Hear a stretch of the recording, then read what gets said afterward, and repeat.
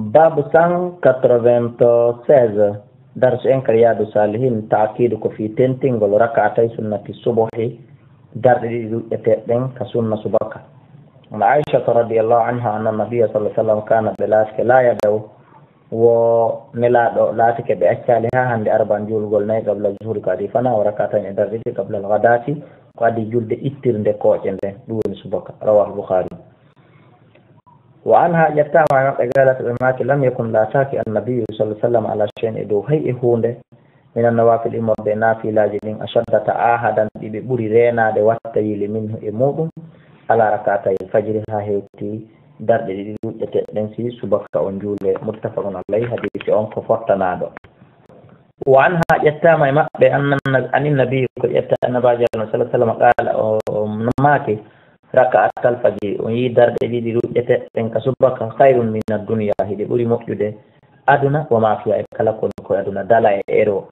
e parcel bord de la prince e carte blende e compte bancaire ji kange or kala ko an don gonno ni e aduna de rakata di fajiri no buri dum don ko de non juldo mo fina fama welsindi don yata no welsido fimu wax musidi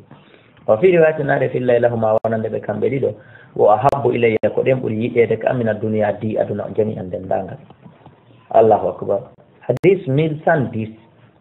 wa nabi Abdullah Bilal ibn Rabah radiyallahu anhu muaddin Rasulillah nuddina no won la Allah Bilal andi mo filli hadith e ko ni duda kanko annahu no kanko ata Rasulullah arno kan ila sallallahu alaihi udinahu fi yudungina no nelado bi salati al-ghadat fi argol julbi subaka فشغلت عائشة نين عائشة سقولني بلال بأمر في فياك تعالته كبي وني مولنداد عنه في مودو حتى أصبح جدا ها هنتني مؤيا ووالي عاد واندنا للا بسبك يبير بيجولا on sai faqama bilal immi faadanahu ba o gayni di nene aisha kon be landade kon woni mo landade kon faadanahu o dungina ni la bi salati julde le wonde leeri yoni wata ba adana waro jokkini dino tinanu makko no فلم يخرج رسول الله صلى الله عليه وسلم كنا نلعب يالتالي فلما خرج ثم نلعب يالتنا صلى بالناس وجلني بهم فأخبرهم بتم أن عائشة نين عائشة شغلته ونكو سقل لهم بأمر في فياك سألته لأولان دي وأنه في مود حتى أصبح جدا كنوا ولها وإوسي همتنا طمئية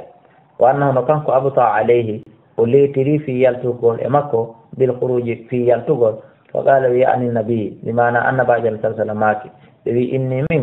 كنت ملات ركعة الفجر قواتي كون كدي هامي ليتي من كدي با أنو ديلان كو هارمي دو رؤيده ركعة الفجر جدن تاو في كلا لويتي مؤيا هنتك مؤيا كونو بينال بو بنجولين فاري لان تاو بأدرنو دي فيو تاو سيدي جولي سبكا أكيد كودي ماوني